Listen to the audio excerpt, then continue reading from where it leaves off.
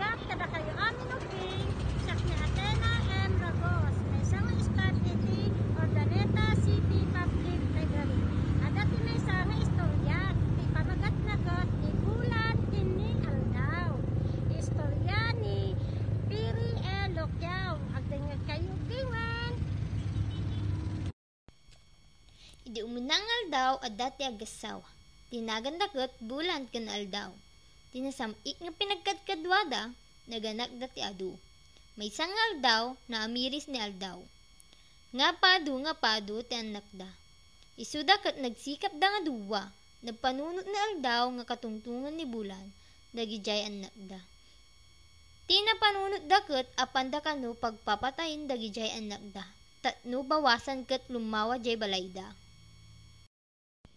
Madi nga pumayag ni Bulan jay imbaga ni Aldaw.